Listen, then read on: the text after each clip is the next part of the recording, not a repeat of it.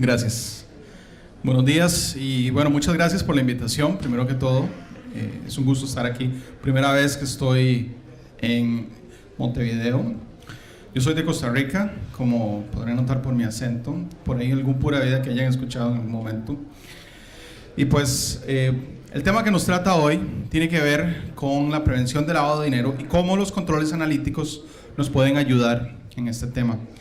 Vamos a ver un poco sobre, básicamente, el tema de fondo, que es la prevención del lavado de dinero, pero vamos a ver también lo que queremos enfocar principalmente hoy es cómo los controles analíticos orientados a la auditoría continua nos pueden ayudar en la prevención del lavado de dinero. Vamos a ver algo de los fundamentos teóricos sobre la auditoría continua. Estoy seguro que todos lo conocen. Vamos a poner el contexto con estas unas cuantas filminas. La base conceptual de la metodología de implementación de controles analíticos para que sirva de un marco referencial. Vamos a ver la sugerencia de controles analíticos para la prevención del lavado y un ejemplo de implementación. Eso está basado en un ejemplo real que llevé a cabo, donde se implementó controles analíticos. Eran, en su particular caso, eran controles de diferente índole, no solamente de prevención del lavado de dinero, sino de prevención de fraude y todo, pero la metodología es exactamente la misma. Con respecto a la prevención del lavado de dinero, bueno, ustedes saben que son todos los métodos y las operaciones que se realizan, o más bien el lavado de dinero en sí, ¿verdad? Estamos hablando de que es todo lo que es asociado a los métodos y las operaciones para cambiar la identidad del dinero ilegal. O sea, estamos hablando de que el lavado de dinero pretende blanquear para que parezca que el dinero es una fuente legítima de donde proviene. Eso es muy claro. El uso del efectivo siempre ha sido un problema. Por eso ahora las transacciones electrónicas, utilizando métodos alternos al efectivo, son utilizadas también. Por ejemplo, no sé si conocen la moneda virtual Bitcoin. Estoy seguro que muchos la conocen, o todos. Bitcoin es una de las monedas virtuales más utilizadas por organizaciones criminales, sobre todo cuando hablamos de la Deep Web. La Deep Web siendo esa internet oscura en donde se realizan transacciones ilegales de todo tipo, desde venta de órganos, tráfico de armas, drogas, etcétera, y los pagos se realizan con Bitcoin. Por supuesto, una de las causas por las cuales el dinero en efectivo aún se utiliza es porque facilita el anonimato. Igualmente Bitcoin, que lo que tiene es un conjunto de algoritmos para su generación que no deja registros de ninguna índole. Como les decía, es un medio muy común para las actividades ilegales, como las que les mencionaba: tráfico de drogas, armas, fraude, corrupción. Dentro de este asunto, la posibilidad de utilizar controles analíticos se va a limitar, eso sí, a las gestiones que tienen que ver con los registros electrónicos, es decir, todo aquello que esté asociado a las transacciones electrónicas es donde vamos a poder monitorear continuamente.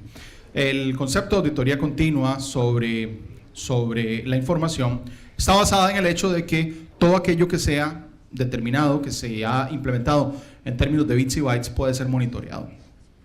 No podemos tener el software analizando los billetes físicos, ¿verdad? Eso es claro. Para poder prevenir, ahora sí, el lavado de dinero, los gobiernos, los estados, han hecho esfuerzos orientados a consolidar coordinadamente la prevención del lavado de dinero. Y eso tiene que ver, muy importante, con la defensa de toda la estructura legal operativa de un país. Las instituciones, su mercado, sus ciudadanos, su economía, y lo hacen mediante la penalización del resultado de las operaciones ilegales que les mencionaba anteriormente. Finalmente, ¿cuál es el resultado? El dinero. Obviamente sobre eso es lo que andan detrás los delincuentes.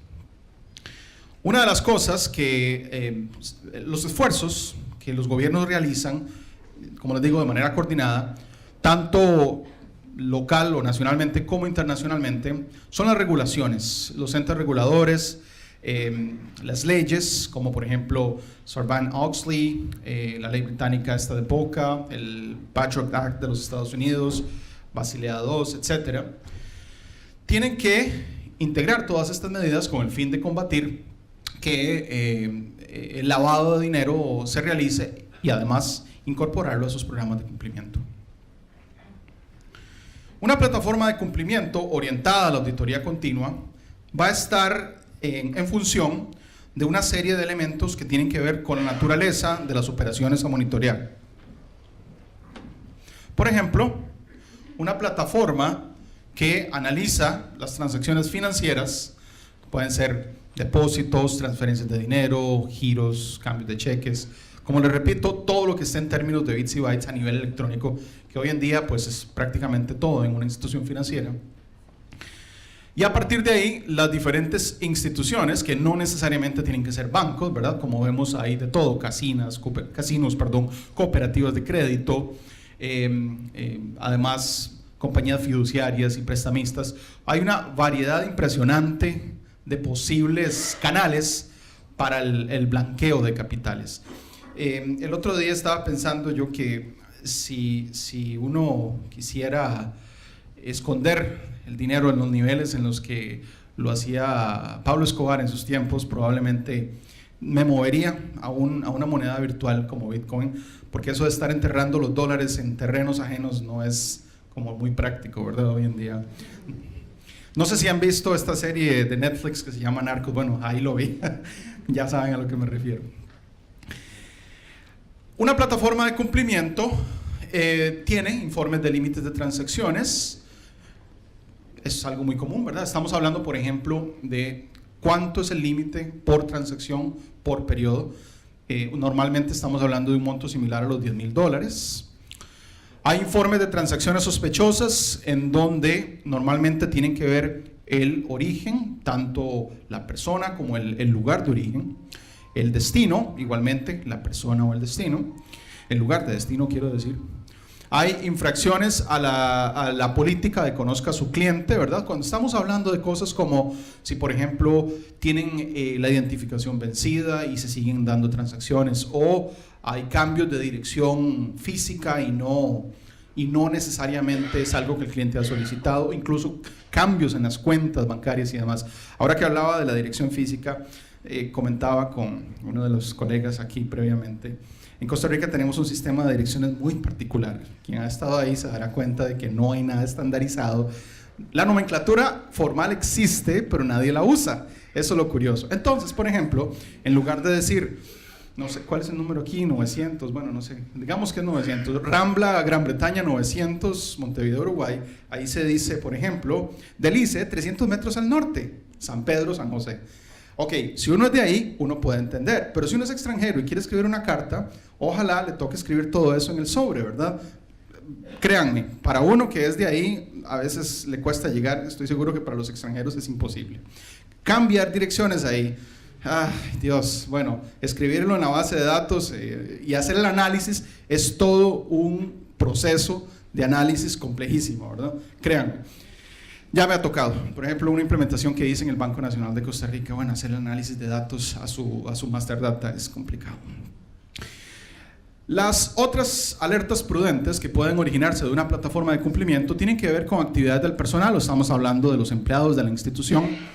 Les voy a comentar un caso en donde, por ejemplo, no era específicamente de prevención del lavado de dinero el fraude que se detectó, pero sí era un fraude. En este banco, en Costa Rica, el Banco Nacional, que es el más grande prácticamente, estamos hablando de que hubo un caso en donde uno de los empleados estaba haciendo fraude con certificados de depósito a plazo. Hacía un juego de diferentes clientes en donde confiaban en ella, era una mujer por cierto, y le ordenaban cuándo renovar los certificados, cada cuánto cambiarles la periodicidad o hacerlos efectivos y demás. Eran personas generalmente mayores, más de 60 años y así, que no se desplazaban al banco, sino que le llamaban por teléfono, le ponían un email, ella ejecutaba las instrucciones y demás. Empezó a tomar mucha confianza y se abusó de esa confianza de los clientes y hacía una serie de movimientos sin el consentimiento de los clientes con el fin de, por ejemplo, darle vencimiento anticipado a los certificados a plazo. Entonces, ella cobraba esos intereses, se los dejaba para sí, renovaba por un periodo más largo y el cliente no se daba cuenta. Así empezó a jugar. Lo que sucede es que, por ejemplo, a veces llegaban clientes por sus respectivos intereses y su capital y ella tenía que utilizar otro de los certificados que estaban sin renovar, forzar su vencimiento y entregar a este cliente. Era una especie de pirámide lo que hacía, ¿verdad? Los primeros pagaban recibían sus intereses con el costo de los últimos que se integraban a ese ciclo que ella estaba integrando, hasta que finalmente se le detectó y bueno, se le siguió un proceso y se despidió. Lo que levantó la alerta ahí particularmente fue el cambio en el nivel de vida, que es uno de los indicadores fuera de sistema, ¿verdad? Fuera de las alertas de análisis de datos que usualmente se utilizan. Empezó a viajar mucho, por ejemplo, era una persona de plataforma, o sea, eso no sé si se le llama igual aquí, son de esos agentes de servicio al cliente que están dando la cara a las personas y que hacen esas transacciones. Empezó a tener un cambio de vida. Son personas que reciben un sueldo medio, no era como su estilo de vida apropiado.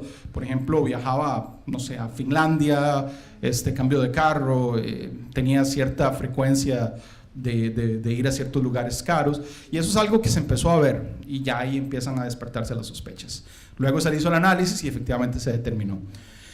En fin, eso es algo que entra dentro de alertas prudentes en el caso de una plataforma de cumplimiento, independientemente, estamos hablando aquí del control analítico a implementar. Segregación de funciones, obviamente es cuando entran a hacer tareas algunos empleados que no les corresponden y el sistema se los permite. Todo esto que vemos aquí abajo está orientado a la revisión interna de parte de investigadores, analistas, auditoría interna, y lo de arriba está más orientado a los organismos de control, las instituciones que tienen que ver con la supervisión bancaria. Esta información finalmente llega a estas instituciones donde se consolida, se analiza, se revisan tendencias, se hacen investigaciones. En Costa Rica está la Superintendencia General de Entidades Financieras y el Instituto Costarricense sobre Drogas. Así, cuando, por ejemplo, clientes de una institución tienen cierta alerta, o sea, las instituciones ponen una alerta roja sobre esta persona, se consolida esa institución y se envían a estas dos, se consolida esa información y se envían a estas dos instituciones. Entonces ahí es donde entran ciertas listas que ya empiezan a generar sospecha de algunas personas que pueden estar realizando actividades ilícitas. Es ahí donde se capturan, por ejemplo, aquellos que invierten en propiedades que no tienen un origen de fondos muy claro o que son personas con orígenes muy sencillos y empiezan a invertir en propiedades muy caras. Les comento el caso de un narcotraficante que se detuvo el año pasado. El señor tenía una propiedad en una provincia que se llama Alajuela, que estaba valorada en algo así como $250,000, y el señor había declarado que era agricultor, o sea, prácticamente era un vendedor de verduras al detalle. Entonces uno dice, bueno, un señor de esta naturaleza que tenga una propiedad de $250,000 no calza. Cuando empieza a hacer movimientos con vehículos, con estas propiedades, estos bienes inmuebles, es cuando se dispara la alerta y se empieza a investigar. Finalmente cayó preso en Guatemala y demás, y bueno, ahí está en juicio. Por otro lado, pasó también que un futbolista, o un exfutbolista más bien, que se dedicó a dar asesorías a empresas, a compañías, sobre todo una en particular, una colombiana que estaba asociada con una persona que había tenido un pasado medio turbio en ese país, en Colombia. Esta persona empezó también a tener cierto crecimiento. Sin embargo, se le hizo la investigación, se le bloqueó cierta cantidad de dinero en las cuentas bancarias durante un tiempo y demás, pero finalmente salió limpio y no hubo ningún problema. El señor tuvo durante todo ese periodo pues muchos problemas, porque obviamente no podía acceder a sus recursos y demás, pero finalmente salió limpio. Tal vez fue un problema ahí de estar asociado con la persona incorrecta en el momento inadecuado. En fin, estos sistemas de alerta, el propósito es determinar cuando hay situaciones de riesgo basados en un determinado comportamiento, y es ahí donde entran los controles analíticos, de los que vamos a hablar, donde empiezan a detectar situaciones potencialmente de riesgo. Fundamentos sobre auditoría continua. Vamos a ver esto rápidamente para dar un contexto general sobre lo que es la auditoría continua, que finalmente es el propósito de estos controles analíticos: constantemente monitorear sobre actividades sospechosas. Un concepto en evolución, la auditoría continua, inicialmente se definió allá por el 99 como una metodología para emitir informes de auditoría en simultáneo luego de un corto tiempo después de ocurrido el hecho relevante, el evento. O sea, se detecta y se avisa. Allá por el 2005, el Instituto de Auditores Internos lo definió como todo método utilizado por los auditores para realizar actividades relacionadas con la auditoría en forma continua. Es un poco la misma... El contexto aquí sigue siendo el mismo, con un enfoque un poco diferente, pero nótese el concepto de que estar analizando constantemente los datos. Finalmente, Isaac en el 2010 lo definió como un método que utiliza las tecnologías asistidas por computador y es usado por los profesionales de auditoría y aseguramiento de TI para llevar a cabo la evaluación de riesgos y controles sobre una base más frecuente. O sea, estamos hablando aquí de que además de analizar los datos, lo hacemos con una frecuencia. Y esa es la clave de la auditoría continua. Cuando se está hablando de una organización que tiene cierto grado de avance, estamos pensando en un modelo de madurez basado en los 6 niveles para medir la efectividad del ambiente de control que es propuesto por COVID. En el nivel 0 tenemos un nivel inexistente en donde no pasa nada, simplemente estamos por la libre, por la gracia de Dios. En el nivel 1 hay un manual, un procedimiento manual con auditoría informal, o sea, algo pasa, medio se hace, pero no es realmente nada muy establecido. El nivel 2 es un manual con auditoría formal, es decir, hay proceso manual, se hace evaluación, se establece una auditoría formalmente, pero las personas tienen que ir a buscar los registros, probablemente en papel, no sé si todavía eso existirá, que se tomen registros en papel, al azar se tomen ciertos folios y se analicen. Nivel 3, auditorías con tecnologías ad hoc, o sea, aquí ya estamos empezando a hacer uso de la tecnología, aunque sea mínima. Por ejemplo, tomar datos en Excel, y aquí ya estamos hablando de que existe algún repositorio de datos, tomar esa información y moverla a Excel y aplicar algún tipo de filtro. El nivel 4, auditorías con tecnología. Aquí es donde ya estamos hablando de que se utilizan herramientas apropiadas, por lo menos para el análisis de datos, o sea, herramientas especializadas. Hay pues varios nombres, de hecho aquí estamos, allá afuera estamos representados los 3 principales que existen para eso. Auditoría continua es donde se toma esas mismas herramientas y con sus capacidades de repetición, de scripting, se implementan utilizando esas mismas herramientas. Y finalmente el nivel 6 es el monitoreo y la auditoría continua optimizados, o sea, que ya llevamos esto a un nivel superior con una herramienta, una plataforma especializada en auditoría y monitoreo continuo. La diferencia de hacerlo de forma manual, continua o periódica, radica en lo siguiente. En las auditorías periódicas sabemos que las personas que están siendo objeto de este proceso de auditoría tienen un cierto grado de cumplimiento, pero resulta de que cuando les dicen que auditoría viene, eso es como que espanten el avispero, ¿verdad?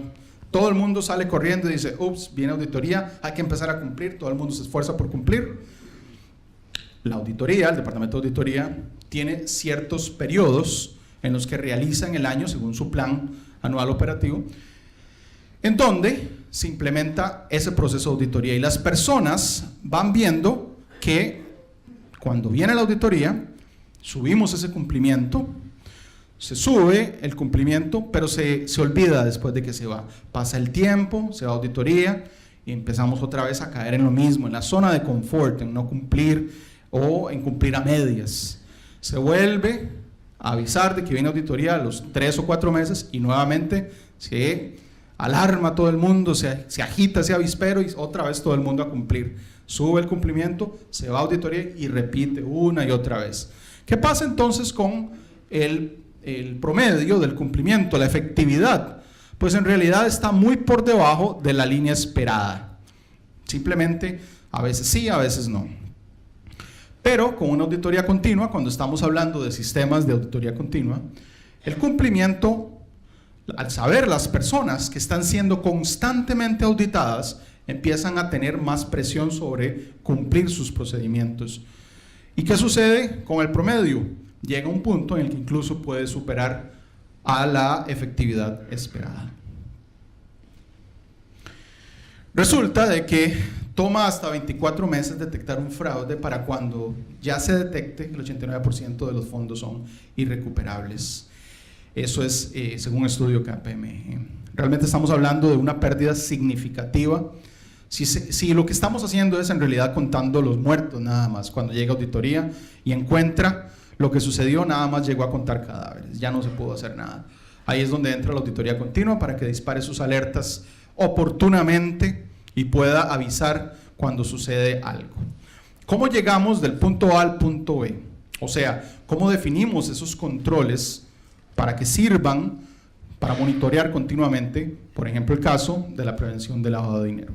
Vamos a ver una base conceptual de la metodología de implementación de controles analíticos para que sirva como guía al momento de establecer dentro del plan de auditoría la implementación de controles analíticos para la auditoría continua. Deberían tener una estrategia que debería empezar por labores previas. Esas labores previas están relacionadas con el desarrollo y la implementación de una metodología basada en riesgo que se enfoque en las prioridades según la probabilidad y el impacto de esos riesgos. Eso es bastante normal, eso casi todo el mundo lo hace.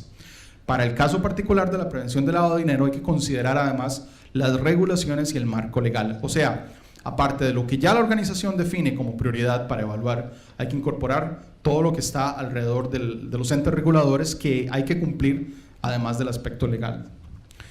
Hay que crear un inventario perpetuo de los sistemas de información actuales y los futuros, aprendiendo cómo validar la integridad de la información proveniente de esos sistemas. Lo que eso significa es entender dónde están mis fuentes de datos. Si lo que vamos a monitorear es, por ejemplo, múltiples sistemas de información, ya sea que estén dispersos físicamente, ya sea que tengan una parte en la nube, una parte local, etcétera, hay que entender dónde está la información. El caso, por ejemplo, del Banco Nacional, donde hizo esta implementación considerablemente grande, tenían información de todo tipo en todas las bases de datos que ustedes se puedan imaginar. Porque durante los años que han desarrollado sus diferentes sistemas de información, no han tenido una guía, o por lo menos cuando empezaron, procuraron hacerlo, pero en el futuro no fue así, donde se consolidara toda la información en un solo sistema. Entonces, prácticamente que cada nuevo sistema que venía se incorporaba a una nueva base de datos, a un nuevo sistema de información. Entonces, eso era una mezcla variopinta de recursos a los que había que acceder. Bueno, no sé, aquí no creo que me entiendan, pero yo hubiera dicho en Costa Rica, eso era un gallo pinto. Gallo pinto es una comida típica en Costa Rica que mezcla arroz y frijoles, bueno, frijoles tal vez le digan por otros u otro nombre, para el desayuno. Algunos consideran que es muy fuerte para el desayuno, pero es típico allá y se mezcla con cebolla, con otro tipo de especies, cosas que tal vez para el desayuno a algunos les parecerá fuerte, pero en realidad cuando uno se acostumbra es muy rico. Es un revoltijo de cosas para el desayuno, pero así se llama y es muy rico cuando uno se acostumbra, por supuesto. Eso era un gallo pinto de bases de datos, lo que había que monitorear ahí. Otra de las labores previas es documentar los ciclos de vida de los datos de cada sistema, porque los sistemas informáticos obviamente tienen un origen, una incepción, un desarrollo, una implementación y un cierre a su ciclo de vida, un sunset, como se le dice en inglés, en donde llega un punto en el que hasta ahí termina. Hay algunos que se resisten a morir y son verdaderos dinosaurios de la tecnología. Perdón si alguien aquí es de AS400, pero bueno, ese es un verdadero dinosaurio. ¿Para qué se hace eso? Para conocer qué puede fallar, identificar los puntos críticos donde la administración puede hallar los problemas. Hay que estar alerta a esos cambios, hay que construir los programas que identifiquen los puntos críticos e investigar todos esos puntos críticos identificados. Es decir, lo que estamos aquí haciendo es ver a dónde se nos puede caer el puente, ¿verdad? Saber si tienen fallas en algún punto que puedan ser susceptibles a ataques. El tema de los ciberataques es todo un caso aparte, pero los sistemas hoy en día, al estar expuestos a la internet y al tener algún grado de posibilidad de riesgo de que sean invadidos por terceros, pues son sujetos también de análisis en esos puntos en donde podamos tener fallas en el sistema. Hace poco, por cierto, Apple liberó un release de su sistema operativo por asuntos de seguridad que detectaron, que en realidad no lo habían detectado antes y alguien por ahí logró hacerlo, entonces inmediatamente corrieron a liberar un parche. Eso es algo que ahora es una práctica común, pero bueno, estamos hablando de un ambiente muy controlado y demás. En sistemas tales como los sistemas bancarios o de instituciones financieras grandes, es un poco más complejo hacer ese tipo de cosas. Un parche no es así nomás, ¿verdad?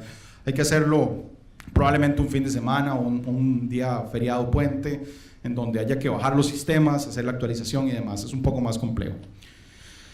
Otra de las labores previas es desarrollar una relación cercana con el área de TI.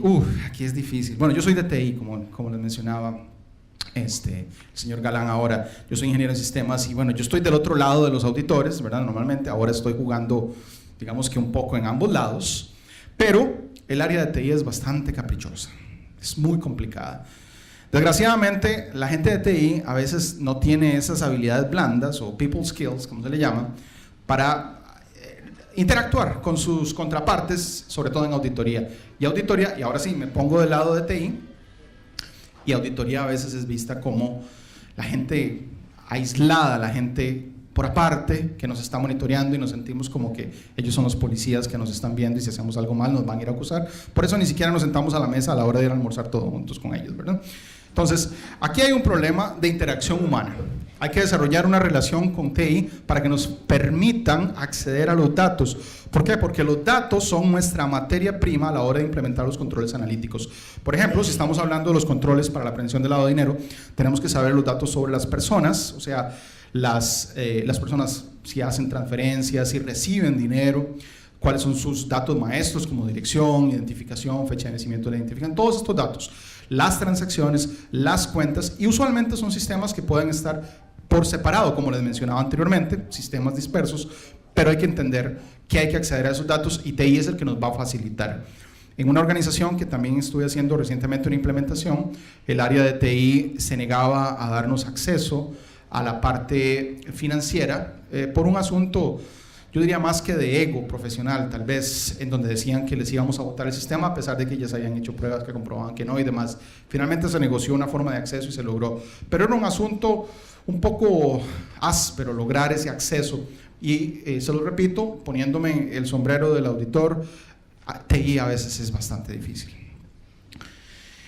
Otra de las labores previas es incrementar la participación de la administración en los procesos de planeamiento y cierre de esfuerzos, porque evidentemente necesitamos recursos, es decir, muchas veces es un tema no solamente de tener el dinero para comprar las herramientas, a veces es un asunto de tener las personas adecuadas, el tiempo de las personas, que no se compra con nada, y como un proyecto de esta naturaleza requiere de múltiples áreas o departamentos, necesitamos acceder a esas personas para llevarlo a cabo, que generalmente no dependen solo de auditoría.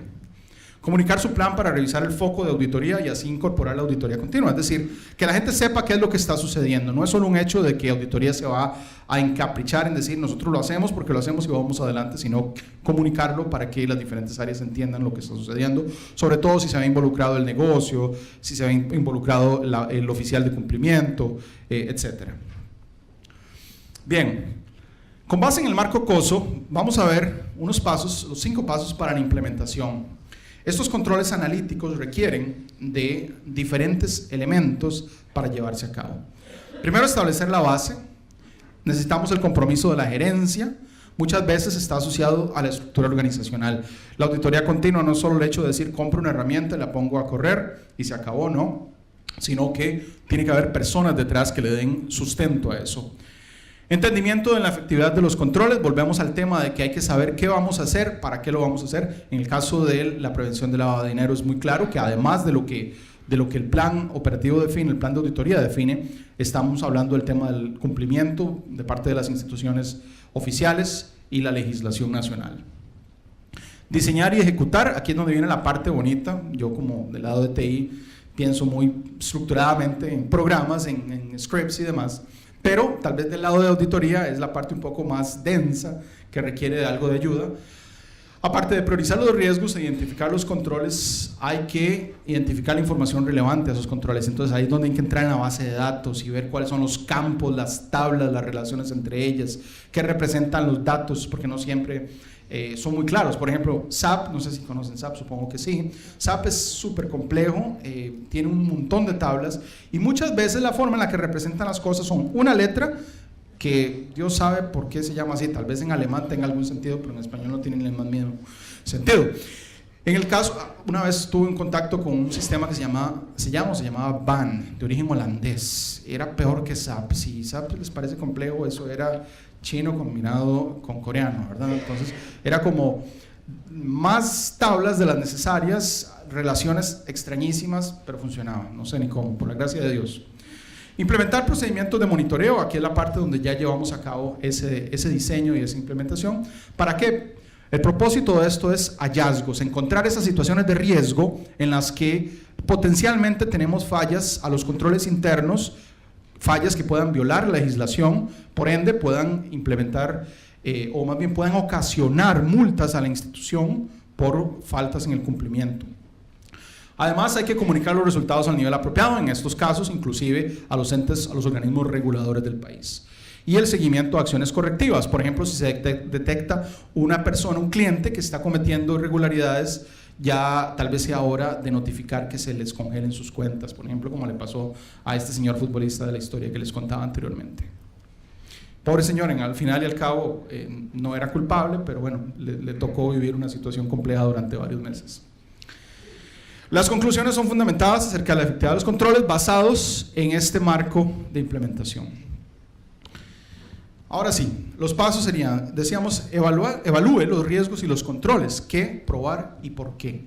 Aquí es muy claro, hay que evaluar cada área de la base del compromiso de administración para monitorear sus controles, dependiendo de que sea altamente prioritario. En el caso de términos generales de auditoría continua, dependerá de las prioridades de la organización, de la administración inclusive. En el caso de prevención de lavado de dinero es más claro que estamos hablando de legislación y organismos de control. Áreas de alto riesgo sin monitoreo continuo son candidatos fuertes. Lo más claro aquí, diría yo que transacciones, límites de transacciones, eso es muy claro que es un candidato fuerte. Documentar los objetivos de la auditoría y las razones para su selección como técnica de auditoría continua. Cuando estamos haciendo el análisis, se justifica el por qué se está haciendo este control. 2, determinar la disponibilidad de los datos y buscar obtener su transferencia automática a plataforma independiente. Es decir, si estamos hablando de que tenemos ya claro cuál es el panorama del origen de los datos, vamos a llevar esa información y la vamos a consolidar para aplicarle los análisis correspondientes. Es aquí donde entra el aspecto de que un sistema de este tipo, cuando se implementan los controles analíticos, no van a inferir con la parte productiva, es decir, no vamos a llegar a bajar el desempeño de los sistemas de producción, y es ahí donde generalmente TI pone un poquito del énfasis de su perspectiva. A la hora de implementar controles analíticos en este sentido, pues lo único que se hace es leer datos. TI con frecuencia se resiste a las solicitudes de datos, lo que les decía, ¿verdad? Porque creen que interrumpen los flujos de datos, pero no es cierto, es solamente lectura. Comunicar que hacerlo les evita futuras interrupciones y facilita la cooperación. O sea, ustedes al decirles a TI que efectivamente no vamos a estarles pidiendo a cada rato acceso a la información, porque nuestro sistema de auditoría continua constantemente va a estar yendo en horas no hábiles, por ejemplo a las 3 de la mañana va a ir y descarga todas las transacciones financieras del día para ver cuáles exceden los límites o cuáles tienen riesgo, pues no vamos a estarle pidiendo a TI que manualmente vaya a las 3 de la mañana, alguien se levante de su cama, vaya a la oficina y haga la extracción. No, sino nuestro sistema automatizado se va a encargar de hacerlo. Estoy seguro que eso les va a gustar mucho. Por ejemplo, una automatización diaria de las entradas de la bitácora de transacciones que se deposita en un servidor de datos de auditoría. Incluso eso fortalece la independencia de auditoría como tal, o sea, la organización como tal de auditoría tiene independencia completa de los datos, no van a estar manipulados, les van a llegar puros tal cual se generaron. 3, desarrolla los pasos del programa de auditoría y rutinas de prueba utilizando scripts. Aquí es donde viene la parte un poquito más compleja en algunos casos para los auditores que son solo auditores. Los que tienen un background de TI o por lo menos de programación de algún tipo, pues ya les es más fácil. ¿Por qué? Porque es donde hay que sentarse a escribir código. Las herramientas comerciales disponibles como las herramientas de análisis de datos, usualmente ya incluyen alguna forma de scripting y alguna forma de generarlo automáticamente, pero siempre hay que meterse un poquito y travesear el código para que se adapte a lo que necesitamos. Esto en áreas de análisis de datos realizados, o sea, cuando ya hayan hecho análisis previos en otros lados, un script se puede crear fácilmente. Como les mencionaba, estas herramientas ya tienen algún grado de gestión de scripting. Las áreas nuevas necesitan generar nuevos scripts y se pueden grabar. Para dotar a la administración de reportes a tiempo, determinen cómo, cuándo se comunican los resultados, ¿verdad? Hay que hacerlo con cierta frecuencia, pero que tampoco vamos a inundar con reportes inútiles a la administración. Y si es posible, construye alertas en un proceso de reporteo. ¿Alertas de qué tipo? Bueno, cuando ya se rompan esos límites, cuando se salgan de los parámetros establecidos, tiene que generarse algún tipo de alerta, ya sea por email o de alguna otra forma. Aplicar mejoras continuas a las pruebas. Estamos hablando de que esto es un proceso natural. Ustedes al principio probablemente implementen una serie de pruebas que sean efectivas o tal vez no. Con el tiempo se darán cuenta. Los resultados que vaya arrojando ese análisis quizás le arrojen 99% de falsos positivos. Y bueno, van a decir, ¿cómo se dice el cuento de Juanito el Lobo? Donde, ¿verdad? Juanito dice, el lobo nunca venía, asustaba a todo el mundo y cuando llegó el lobo de verdad se lo comió, ¿verdad? Entonces hay que definir bien esas alertas que no sean igual que el cuento. Mejor utilizar herramientas especializadas que soluciones genéricas. No quiero criticar Excel, ¿verdad? Pero la mayoría de las personas que inician, probablemente en los niveles 0, bueno, 1 y 2, utilizan Excel, que es una herramienta genial, pero hay herramientas más especializadas para estos aspectos. Y es un proceso iterativo, constantemente les decía, vamos mejorando sobre la base de la experiencia. Esto redunda en el quinto paso, practique el planeamiento continuo, o sea, cómo construir sobre la base del éxito. Esto les puede ayudar a que con base en sus resultados vayan mejorando los controles para que lo que capture sea realmente elementos de valor y no simplemente falsos positivos o cosas muy pequeñas. Yo no sé, bueno, hay una palabra en Costa Rica, pero yo espero que no signifique nada vulgar aquí, ¿verdad? Se dice pichuleos, discúlpeme si significa algo inusual aquí. Cuando hablo en otros países fuera de Costa Rica me cuido mucho del idioma, trato de usar castellano neutro, ¿verdad? Para no decir cosas que no corresponden. Si me disculpan si eso significa algo inusual. Bueno, los pichuleos son cositas pequeñas y nadie quiere andar metiéndose en pichuleos porque en realidad se vuelve nuevamente el cuento de Juanito el Lobo. Sus éxitos pueden servir para mercadear auditoría interna en otras áreas. Es decir, con lo que han detectado pueden ir a vender la idea y obtener el apoyo de otras áreas. Y eso me pasó precisamente en el Banco Nacional, que detectaron un fraude en una agencia en una provincia del norte del país antes de que efectivamente se consolidara, y eso sirvió para que pudieran ampliar la base de licenciamiento de la plataforma de auditoría continua, lo cual fue muy bueno, porque inicialmente solo el auditor interno estaba bien claro, comprometido con su programa de auditoría continua y pues no tenía mucho apoyo fuera de su área. Después de estos hallazgos ha logrado incrementar no solo con las herramientas nuestras, sino con otras herramientas de otros proveedores, lo cual enriquece los resultados de la auditoría interna.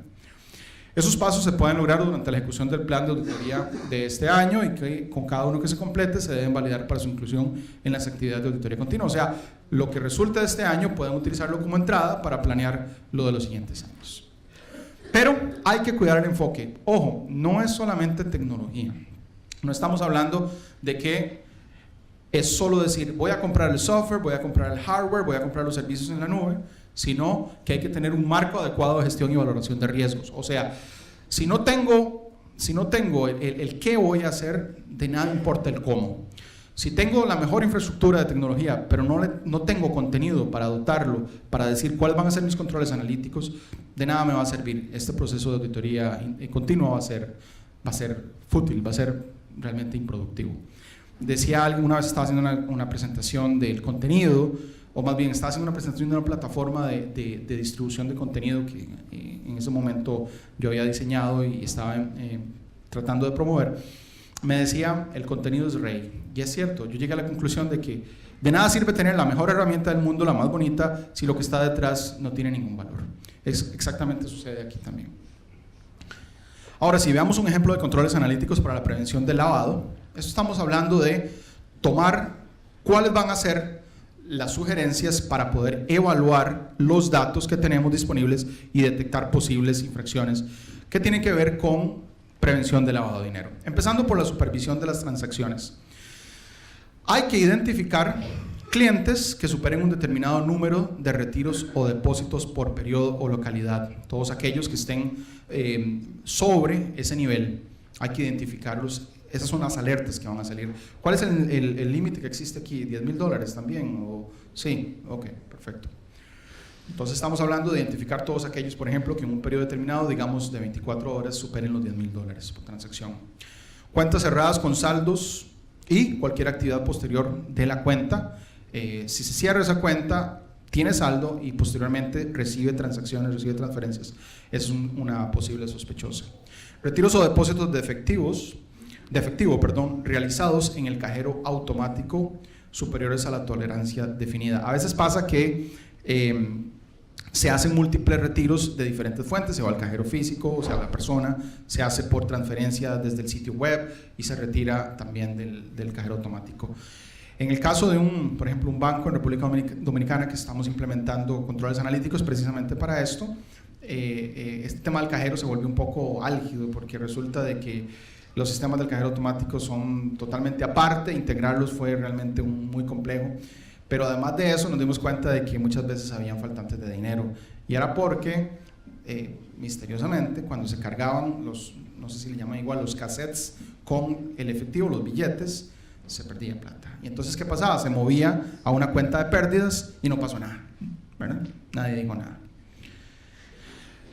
Conozca a su cliente. Esa es otra de las áreas, los controles analíticos, ¿verdad? Clientes sin datos de dirección o con solo una casilla de correo, o sea, un apartado postal. Repito, generalmente en los países donde hay nomenclatura estándar, eso es muy fácil. En el caso de Costa Rica, miren qué difícil que es. Pero bueno, algo se puede hacer y algo tienen que hacer. Clientes potencialmente duplicados o con identificaciones múltiples o inválidas. ¿Cómo le llaman aquí a la identificación nacional? ¿Número de cédula? Sí, ok.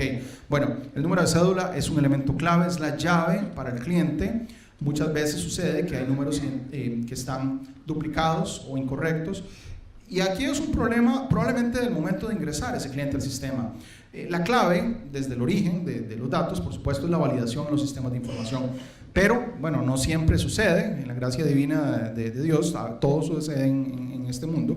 Y puede ser que la persona que ingresó el cliente no digitó correctamente su número de cédula y el sistema no lo validó.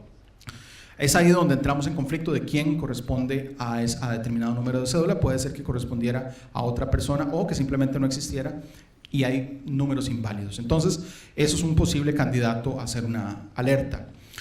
Cuentas activas con identificaciones vencidas. Estamos hablando de que son personas cuya cédula ya les venció, tienen un periodo de validez y siguen utilizando la misma.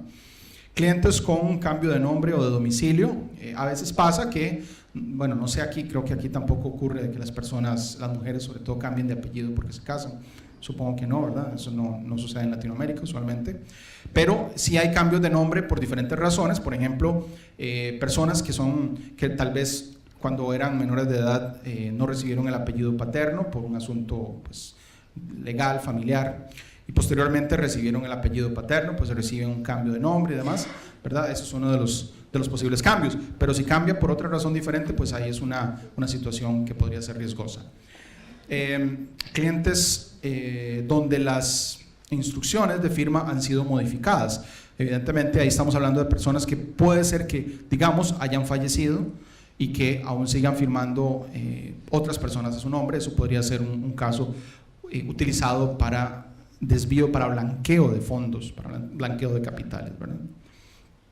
Otro de los controles están asociados a las búsquedas en listas de vigilancia y hay que identificar los clientes que estén incluidos en las listas, como por ejemplo la OFAC, ¿verdad? La Oficina de Control de Activos Extranjeros de los Estados Unidos, las personas políticamente expuestas, todas aquellas listas internas o personalizadas. Y por ejemplo tenemos clientes que han estado en las noticias, bueno, por ejemplo en el caso de Brasil, que es bastante complejo, ¿verdad?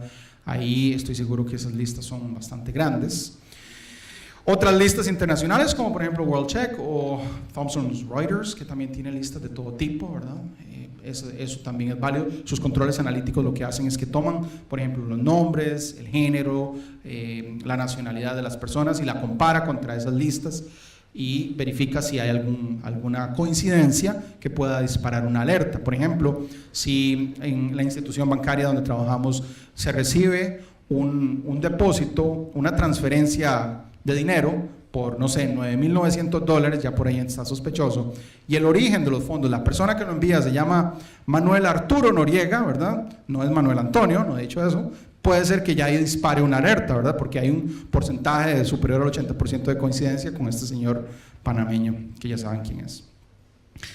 En el caso de remesas de fondos, identifique las de los países incluidos en lista negra, hacia o desde ellos, ¿verdad? Si una persona recibe dinero, no sé, de Siria, por ejemplo, ¿verdad? Es un poco sospechoso. O si está enviando a Alepo, ¿verdad? Es un poco extraño, ¿por qué, verdad? Probablemente termine en las manos de ISIS, ¿verdad? Remesas a varios destinatarios o remitentes, o sea, el origen, el destino o el origen, donde sea un mismo individuo, pero que superen el umbral. O sea, estamos hablando de montos pequeños, pero que en la suma de todos den más de esos $10,000 que hablábamos ahora. Destinatarios que constantemente reciben dinero justo por debajo del umbral, $9,900, $9,995, eso se vuelve sospechoso con cierta frecuencia. Señor. Listo, ya estamos con el tiempo. Ok, ya vamos terminando. Entonces, supervisión de... Sí, señor. Gracias por la auditoría continua. Supervisión de actividades del personal, las personas, los empleados, ¿verdad? Aquí es donde estamos hablando de las actividades sospechosas de las personas que incluso pueden ser receptores de dinero ilícito y eso hay que monitorearlo. Un ejemplo de implementación, ya para ir cerrando rápidamente, este es un caso real en donde la organización se comprometió por medio de la creación de un departamento de auditoría continua. Se utilizaron datos de diversas fuentes, lo que veíamos anteriormente, ¿verdad? En donde hubo que identificar y obtener esa información, se consolidó la información para luego aplicarle los diferentes controles analíticos. ¿Qué se hizo? Bueno, se diseñó el proceso de negocios, en este caso los procesos, entre ellos pueden ir incorporados los de prevención de lavado de dinero, se diseña un flujo de trabajo, un flujo de remediación, qué hacer con esas alertas después de que se detectan, qué tiene que ver con las excepciones y los dashboards, o sea, esas alertas se convierten en esos datos. Aquí más o menos en forma gráfica fue como se diseñó el conocimiento y experiencia del negocio, la definición de las fuentes de datos, el modelamiento matemático y reglas de negocio, que en el caso de prevención del lavado de dinero entran las leyes y los organismos de regulación. Se desarrollaron los scripts, la parte un poquito más fea tal vez para algunos, la calendarización de las pruebas y las actividades de control posterior. Finalmente, bueno, el flujo de trabajo, que es como se atendieron las cosas, ¿verdad? Para evitar que que se materialicen esos riesgos. Y los reportes y los dashboards basados en esos elementos que les mencionaba previamente.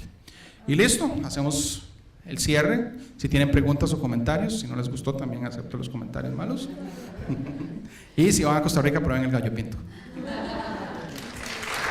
Gracias.